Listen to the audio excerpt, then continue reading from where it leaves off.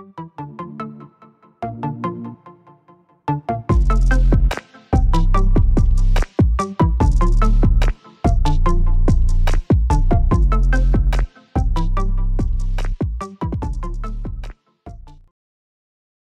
Healthies, berjumpa lagi ya dengan saya Nadia.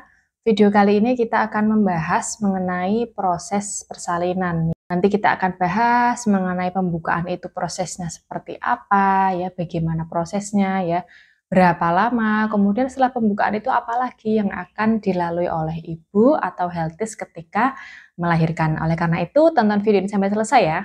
Dalam proses persalinan itu dibutuhkan adanya kontraksi rahim yang asli. Karena memang wanita hamil saat trimester ketiga itu sudah mulai merasakan kontraksi rahim atau bisa disebut juga dengan kontraksi rahim palsu, Braxton Hicks. Nah, ketika sudah usia kehamilan 37 minggu, ini kan bisa muncul adanya kontraksi asli. Kemudian mengenai berapa lama pembukaan, berapa lama melahirkan si baby itu sekali lagi tergantung bagaimana kekuatan kontraksi rahim masing-masing ibu yang melahirkan gitu ya. Selain kontraksi rahim ada juga perbedaan waktu bagi ibu yang baru pertama kali melahirkan ataupun bagi ibu yang sudah pernah melahirkan sebelumnya ya. Proses pembukaan kemudian melahirkan si baby itu pada umumnya memang akan lebih cepat ya pada ibu yang sudah pernah melahirkan sebelumnya dibandingkan dengan ibu yang baru pertama kali melahirkan. Nah, kita sebut di sini primigravida ya, ibu yang baru pertama kali melahirkan. Sedangkan ibu yang sudah pernah melahirkan sebelumnya itu kita sebut dengan multigravida. Proses persalinan itu dibagi menjadi 4 kala, mulai dari kala 1, kala 2, kala 3, dan juga kala 4. Kala 1 itu kita kenal sebagai kala pembukaan serviks. Kemudian ada kala 2 itu fase melahirkan si baby, fase mengejan. Kemudian kala 3 itu melahirkan plasenta dan juga tali pusat. Serta kala 4 yaitu kala pengawasan. Kita bahas dulu yang pertama kala 1 atau pembukaan serviks. Ini di sini saya ada gambar, mohon maaf. Nanti ketika Healthies itu datang ke tenaga kesehatan, ke bidan maupun ke dokter untuk mengecek pembukaan, itu tenaga medis akan memasukkan jari telunjuk dan juga jari tengah. Memang letaknya pembukaan itu di sini ya, pembukaan serviks itu di sini agak dalam. Kala 1 itu dibagi lagi menjadi 2, ada namanya fase laten, ada namanya fase aktif. Kalau fase laten itu dari pembukaan 0 sampai pembukaan 3. Sedangkan fase aktif itu dari pembukaan 3 ke atas. Jadi pembukaan 3, 4, 5, 6, 7, 8, 9 sampai pembukaan 10 cm atau kita sebut pembukaan lengkap gitu ya. Nah, untuk fase laten itu memang relatif lebih lama daripada fase aktif ya. Kalau fase laten pembukaan 0 sampai pembukaan 3 pada ibu yang baru pertama kali melahirkan itu durasinya bisa sampai 20 jam ya. Bisa sampai 20 jam. Kemudian kalau pada ibu yang sudah pernah melahirkan sebelumnya itu bisa sampai 14 jam. Sekali lagi, pembukaan cepat atau lambat itu banyak faktornya. Khususnya bisa dari kontraksi rahim, kemudian maupun ada penyulit-penyulit lainnya. Kalau misalkan Healthies pernah mendengar ya, ada ibu yang melahirkan pembukaannya kok 1 terus, nggak nambah-nambah, padahal udah 3 hari, padahal udah seminggu. Nah, kalau misalkan kondisi si baby, kondisi si bayi dan sudah diperiksa nakes itu hasilnya it's okay, nggak apa-apa, maka tidak ada yang perlu dicemaskan, kecuali kalau ketubannya sudah pecah atau ketubannya sudah merembes ya, baru pembukaan 1 ketubannya sudah rembes atau si babynya ini detak jantung janinnya tidak stabil. Nah, itu beda cerita lagi ya. Kalau misalkan masih normal, semuanya masih ada di jalur, itu tidak apa-apa. Karena memang fase laten ini lama. Kemudian setelah 3 cm kita masuk ke fase aktif nih. Kalau fase aktif itu relatif lebih cepat ya Healthies. Fase aktif ini kita bagi menjadi 3. Nah, kalau pada ibu yang baru pertama kali melahirkan, fase aktif ini bisa sampai 8 jam. Sedangkan pada ibu yang sudah pernah melahirkan sebelumnya, ini hanya butuh waktu ya sekitar 3 jam sampai 6 jam saja ya. Nah, kita bagi menjadi 3, 2 jam pertama, 2 jam kedua, dan 2 jam terakhir. 2 jam pertama itu umumnya terjadi pembukaan 3 sampai 4 cm. Lama juga ya. Butuh buka 1 cm aja butuh waktu 2 jam ya. Setelah pembukaan 4, kita masuk ke 2 jam berikutnya, yaitu pembukaan yang relatif cepat ya, pembukaan 4 sampai 9. Cepat ya. Dalam waktu 2 jam bukanya udah sekitar 5 cm ya, cepat juga. Nah, setelah 9 ya, masuk ke 2 jam terakhir ya, yaitu pembukaan 9 sampai pembukaan lengkap atau pembukaan 10 cm.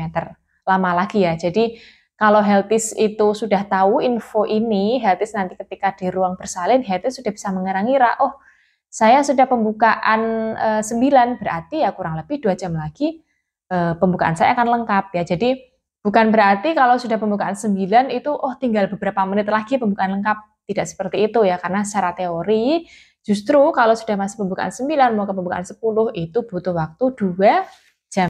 Healthies nanti kalau sudah pembukaan lengkap, Healthies jangan buru-buru dulu ngejen ya. Healthies harus tetap ikuti panduan dari penolong persalinan. Setelah memang tenaga kesehatan memperbolehkan Healthies untuk mengejan ya, untuk melahirkan si baby, silahkan ikuti panduannya. Waktu yang dibutuhkan untuk lahir si baby itu antara ibu yang baru pertama kali melahirkan dan ibu yang sudah pernah melahirkan itu beda ya. Pada ibu yang baru pertama kali melahirkan, mengejan ini bisa sampai 2 jam. Ya, jadi 2 jam. Namun jangan dibayangkan 2 jam full Healthies ini ngejen, enggak ya, karena rahim ini juga ada istirahatnya ya. Kadang kontraksi, kadang hilang. Kalau misalkan pada ibu yang sudah pernah melahirkan sebelumnya, proses mengejan itu butuh waktu kurang lebih setengah jam sampai 1 jam saja. Ya, karena rahim beliau ini kan sudah pernah berkontraksi sebelumnya, babynya pun sudah ada jalannya dari si baby sebelumnya yang sudah dilahirkan dari ibunya gitu ya. Kemudian setelah baby itu lahir ya, nanti akan masuk yang namanya kala 3. Kala 3 itu si plasenta dan juga tali pusat waktunya untuk lahir. Mungkin setelah melahirkan si baby, Healthies akan disuntik ya, akan disuntik yang namanya oksitosin itu untuk mempermudah keluarnya plasenta. Kalau saat proses lahirnya plasenta, Healthies nggak usah ngejan-ngejan lagi ya. Bahkan kalau tenaga kesehatan menginstruksikan mengejan pun itu ya hanya sedikit saja ya, tidak seperti melahirkan si baby. Proses melahirkan plasenta dan tali pusat ini butuh waktu kurang lebih 15 menit. Maksimal itu 30 menit. Kemudian masuk ke kala 4. Mungkin kalau Healthies mengalami luka pada perineum atau pada jalan lahir, dan butuh tindakan penjahitan, tenaga kesehatan akan melakukan penjahitan di kala 4 ini. Selain itu, Healthies juga nanti akan dibersihkan tubuhnya, akan diganti pakaiannya, dipakaikan pembalut. 2 jam pertama setelah melahirkan, Healthies dianjurkan tidak bubuk dulu. Kalau setelah lahiran itu capek, ngantuk, karena kan kita merasakan pembukaannya tuh lama banget, sakit-sakitan dan lain-lain. Jadi setelah lahiran itu rasanya pengen tidur ya. Itu memang umum dialami oleh banyak wanita melahirkan. Tapi Healthies tahan dulu ya, 2 jam pertama jangan tidur dulu, karena nanti Healthies akan diobservasi, ya, akan dipantau bagaimana tekanan darahnya, bagaimana nadinya, bagaimana napasnya, suhunya, bagaimana kontraksi rahimnya, bagaimana pengeluaran dari setelah 2 jam dipersilahkan untuk istirahat dan tidur gitu. Selanjutnya, ada persiapan fisik yang sangat penting saat proses persalinan. Pastikan Healthies istirahat yang cukup, terutama saat proses pembukaan. Memang kita tidak bisa memungkiri kalau adanya kontraksi rahim, itu kita ya sebenarnya ngantuk, tapi nggak bisa untuk tidur ya. Jadi caranya Healthies itu kondisikan kamar Healthies, baik itu kamar di rumah atau Healthies sudah masuk ke tempat bersalin gitu, kondisikan kamar tempat bersalinnya itu tenang. Kalau ada yang mengunjungi, Healthies bisa kasih pemahaman ya, tolong saya mau istirahat ya.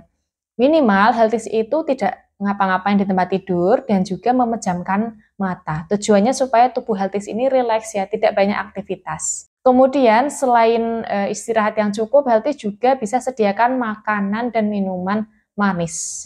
Saat proses persalinan, saat pembukaan, Healthy itu kalau melihat nasi itu nggak nafsu ya, karena memang ya kebanyakan ibu yang lahiran itu kalau makan nasi itu nggak mau, karena ya menahan sakitnya itu. Sehingga Healthy bisa sediakan minuman manis aja, bisa sari kurma ya atau minuman manis yang Healthy sukai yang tentunya sehat. Kemudian makan makanan yang manis ya, bisa kurma atau kue-kue yang manis, cookies-cookies boleh ya. Tujuannya apa? Makan minuman manis. Dari makan minuman manis itu tentunya kan mengandung gula atau glukosa. Glukosa itu mudah diubah menjadi energi. Itu sangat bermanfaat sekali bagi Healthy ketika nanti menghadapi proses persalinan. Pembukaan serviks itu dilakukan setiap 4 jam atau boleh kurang dari 4 jam, misalkan baru 1 jam, diperiksa lagi itu boleh. Kalau ada indikasi, ya indikasinya misalkan ya pembukaannya sudah lengkap atau babynya itu kepalanya sudah kelihatan. Nah, namun normalnya itu kalau tidak ada indikasi, pembukaan serviks hanya boleh dilakukan setiap 4 jam. Sehingga Healthy itu tidak perlu terburu-buru ya. Dok atau Bu Bidan ini tolong periksa lagi, tolong periksa pembukaan saya lagi, tolong periksa lagi gitu ya. Jangan terlalu sering ya.